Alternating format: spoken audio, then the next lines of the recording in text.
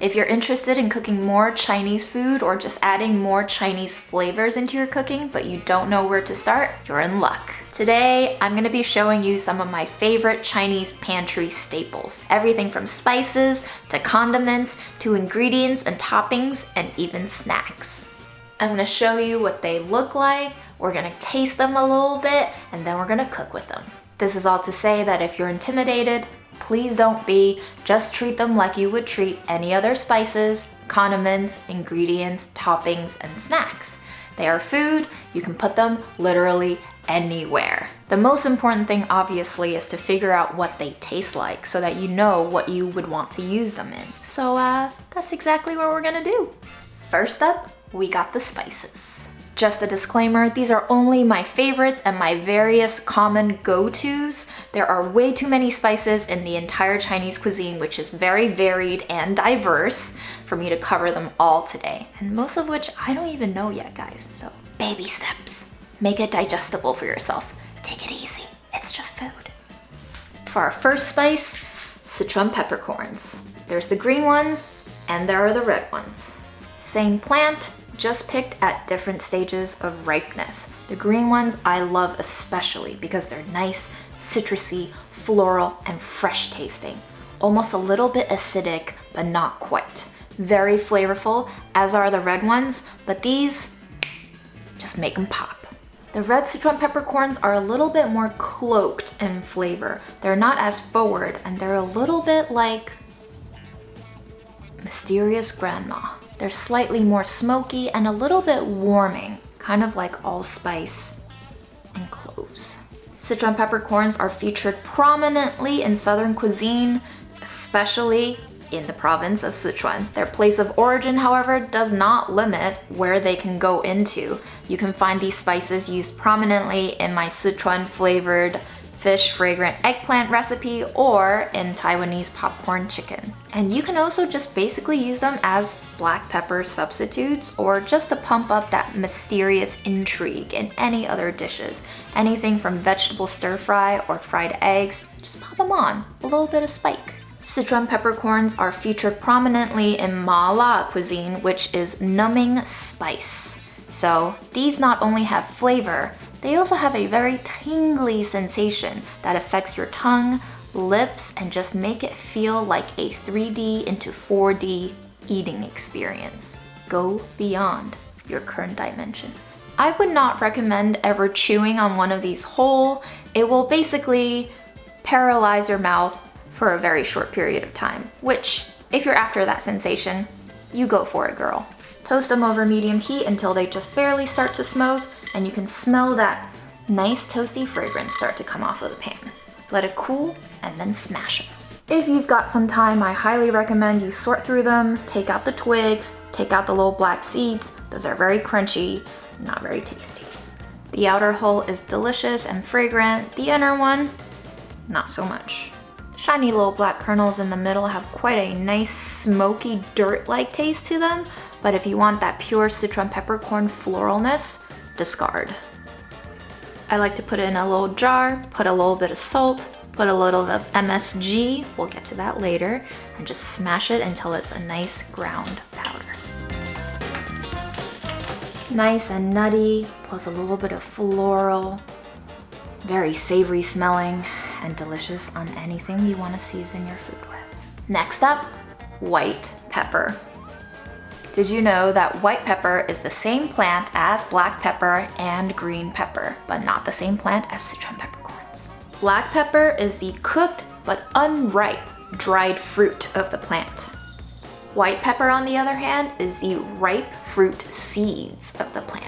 While black pepper is a little bit toasty and spicy and very, very fragrant, white pepper is a little bit hard to pinpoint, but it has a slightly more floral and also musty smell to it. I love to use it in soups and stir fries along with Szechuan peppercorns sometimes, but it's great for wicking away that gaminess in meats, which is why I feature it prominently in some braised pork belly or some roasted duck. It also goes fantastically well in that Taiwanese popcorn chicken, as well as crispy pan noodles. Next up, 5-spice powder. You might have heard of this guy before. Now, depending on which brand made your 5-spice powder spice mix, there might be a different formula. Every house, every family has a slightly different mix. So it's not a set amount of spices, nor is it a set bracket of spices. Different spices and different number of spices can all be 5-spice powder. This particular variation has cinnamon, fennel seed, star anise, ginger, and cloves. I like to mix 5-spice powder with a little bit of salt as a dipping salt, but you can put it in whatever you want. I hope you're seeing a common theme here, which is these are spices and they can go anywhere. 5-spice also goes great in meat dishes, Taiwanese popcorn chicken yet again, and that pork belly braise. Try it. Last but not least on this very small list of mine today, MSG. Now, if those 3 little letters make you very scared for no good reason, you should know that I've already made a video and written a whole thing about MSG and why you need to give it a second chance. It looks like little salt granules and it really can function just like salt.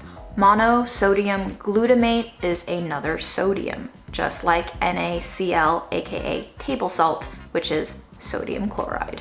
Growing up, my mom and grandma actually didn't use very much MSG. However, MSG can be found all over the little tiny noodle stalls and street vendor foods and delicious street snacks all over China, all over Southeast Asia, and you know, maybe it's time for the US to hop on this train of delicious MSG. You'll find it in a lot of bagged snacks, you'll find it in a lot of fast food, and it's there for a reason, because it tastes wonderful. On any given weeknight, if I feel like I'm lacking a little bit of vegetables in my diet, I'll put some oil in my cast iron skillet over medium-high heat, and I'll toast up some garlic, ginger, onions, cabbage, carrots, what have you, and I'll stir fry it up with all of these delicious spices. A little bit of Szechuan peppercorn, a little bit of white pepper, a little bit of salt, maybe a little bit of MSG, and even a pinch of 5-spice if I feel like I want it there today. And today, I do. No real set amounts, just a pinch here, a pinch there, taste it as you go, fix it as you'd like. Everyone's taste is a little bit different, and that's perfectly perfect. It's nice, it's simple, it's got a little bit of char and a little bit of seasoning, and it really makes that vegetable shine. Plus, super fast, guys, super fast.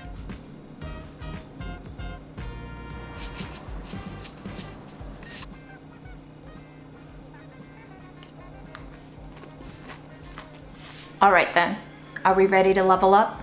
Condiments, here we come. If you've had any sort of Asian or Asian fusion food before, you've probably had soy sauce. Soy sauce has a lot of naturally occurring MSG, and it is, needless to say, delicious. It also adds a fantastic dark caramel color to a lot of your foods, which might just be the most appetizing thing for your eyes to look at before your mouth digs in. The stuff that you might be more commonly used to seeing is pretty light, as you can see. It's basically just like dark Coke that's flat. The aged, darker, thicker soy sauce though, that's a different one. It smells smokier, almost a little bit like barbecue sauce. There's hints of fire and burning rubber, but in a delectable way. You can see right away that it has a much more viscous texture. It's thicker, it leaves trail on your bowl, and it is basically like a more syrupy version of your normal soy sauce. You have the salty, now you must have the acidity. Vinegar. Chinese black vinegar is a go-to in my household. It is delicious in dumpling dipping sauces, among many, many other uses. This is the vinegar that I grew up with, living with my mom and my grandparents. Like most vinegars, it punches you right through your nose and shoots into your eyeballs when you sniff it, but there's a very nice aged quality to this one too. I've heard Chinese black vinegar compared to balsamic vinegar, but it is not nearly as sweet as balsamic can be. If I had to describe this taste, I would say it's a baby between balsamic, apple cider, and rice wine vinegar. Rice wine vinegar is more popular in Japanese cuisine than it is in Chinese cuisine, but I love it nonetheless. It's got a fresher, fruitier, brighter character to it than the black vinegar, and they actually work fantastically well together. The next guests are the brown sauces. We got Hoisin sauce and we got oyster sauce. Both of these sauces are very popular in southern Chinese cuisine, like Cantonese cuisine. They have a very sweet and salty vibe going on. Hoisin is a little bit sweeter than oyster, and oyster is a lot saltier than Hoisin. Oyster sauce has actual oyster extracts in there, and Hoisin sauce, which literally means 海鲜酱, which literally means seafood sauce, actually has no seafood in there. This one is vegan. The sweet and umami punch of these you might be very familiar with because they're very well versed in Chinese American cuisine. So that takeout, that broccoli and beef probably has one or both of these in it. As you can see, this bottle is mostly empty, and that's because I like to use it in a lot of stir fries to give it that sweet and salty vibe. It makes my Ceniceros chickpeas taste fantastically savory, and if you want that recipe, we'll link it below. All the other recipes that I mentioned will also be linked below as well. My last condiment must-have is toasted sesame oil. Delicious, nutty, fragrant, and absolutely divine as a finishing oil. Do not cook with this oil if you're gonna be doing it over a long time over high heat. Because it's already toasted, its smoke point is very low, meaning if you toast it too much more, you will burn it and your food will be bitter. A lot of people have questions about Shaoxing wine. So in my experience, and I can't speak for all Chinese people here obviously, I don't actually like to use Shaoxing wine in my cooking. This particular brand is also not a very good brand of Shaoxing wine, but it is also the most available one that I see around me in my supermarkets. If you can get your hands on better quality Shaoxing wine, you might have a better experience with it. But to me, this flavor tastes a little bit accurate and a little bit bitter, and it's just not worth it.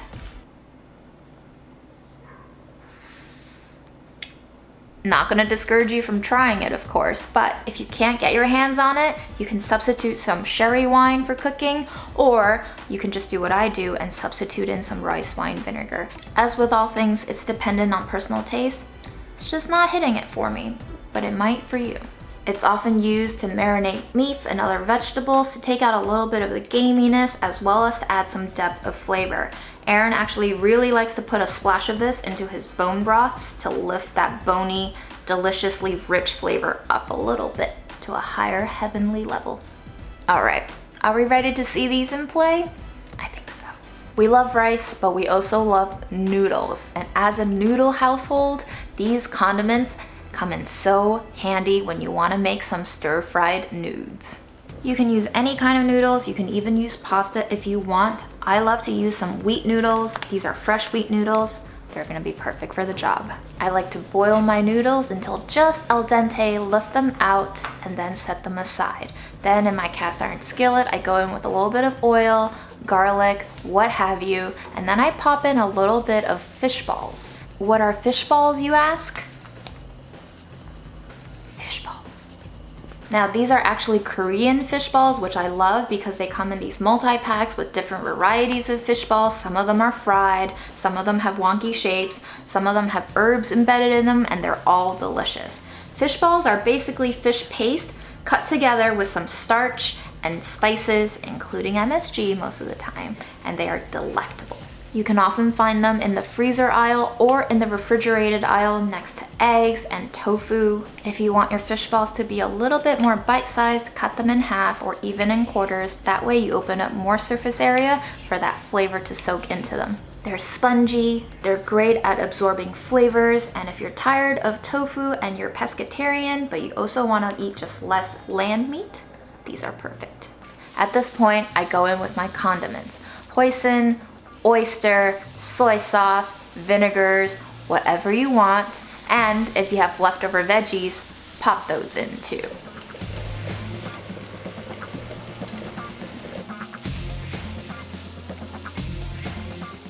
Keep stirring, wait for the fish balls to turn a little bit golden, and then pour your noodles into that pan and wait for everything to coat.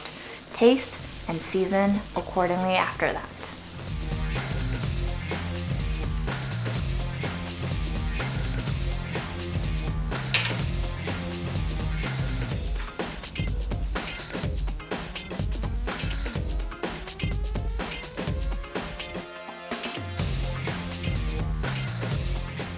You can see that the soy sauce added an amazing color.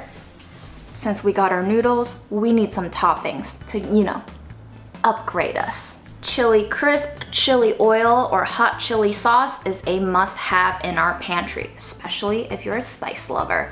Lao Gan Ma is a very traditional brand that came out of mainland China.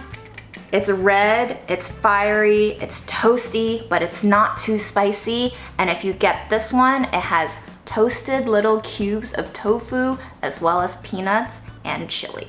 And would you look at that? There's MSG in there. Gorgeous color will make your food look fantastic in addition to making your food taste fantastic. You ready? Oh yeah. Oh yeah. There you go. Mix it up. Okay.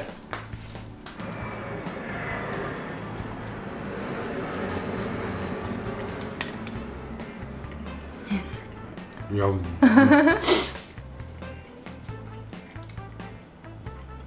Each noodle is now coated in fatty, spicy righteousness, and then you just get a little good bite. I'll just be eating this behind you.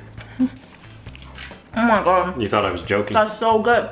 All right, I think it's time for my favorite portion of this episode. In order to jazz up your meals like we just did with the chili oil, you can have a variety of other things to have on hand to put into every single little dish. My favorites? Century eggs, salted duck eggs, pork floss, and some jiao cai, aka pickled veggies. Century eggs or 1,000-year eggs are also a misnomer. In Chinese, they are called pi dan, and it roughly translates into rubber eggs or leather eggs. And that's because when they are cured in this ash clay mixture, the outside of the eggs start to turn into this very rubbery consistency. They also change color, turn translucent, and the yolk becomes super creamy and sulfuric in taste. They often only take a few months to preserve and ferment like this and cure into this very acquired taste, but if you do acquire this taste, man is it good. I highly recommend that after you peel these, you rinse them. Salted duck eggs are also preserved, but they're less scary looking.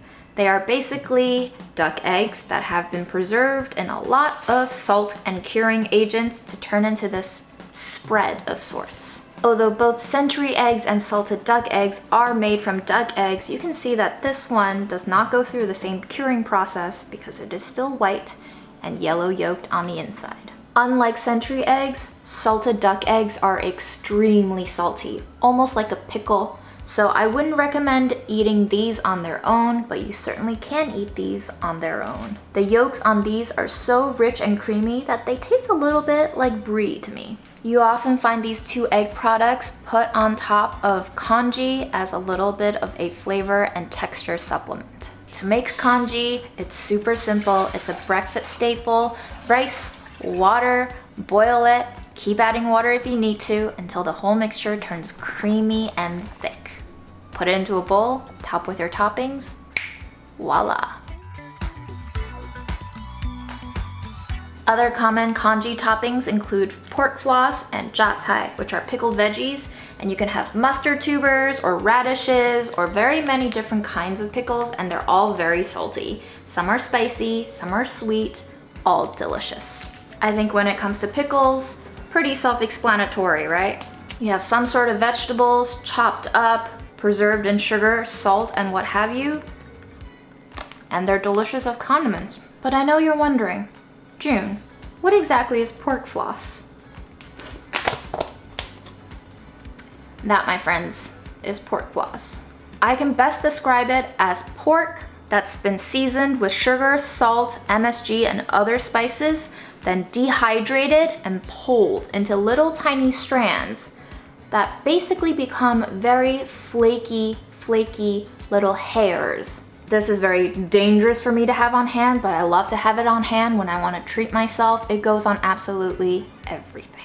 If you like beef jerky, I think you're gonna like this. Imagine you took beef jerky and then shredded it so that you could use it as a seasoning instead of a snack.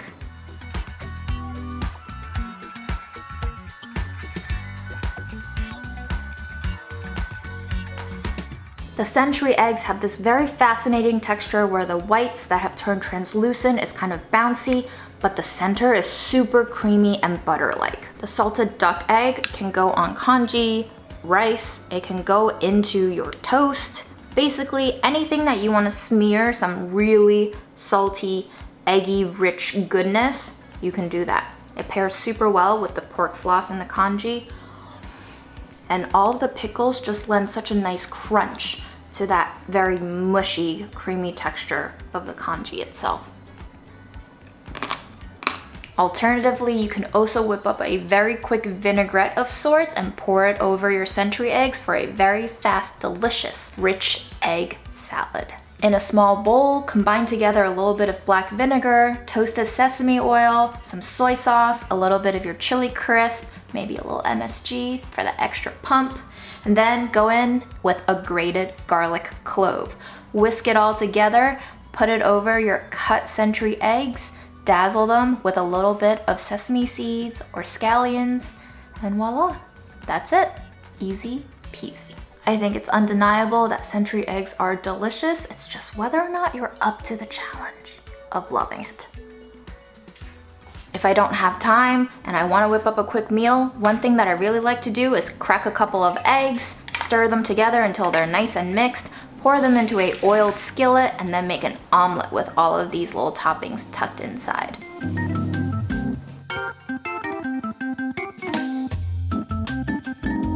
Roll it up, slice it into cute little bites.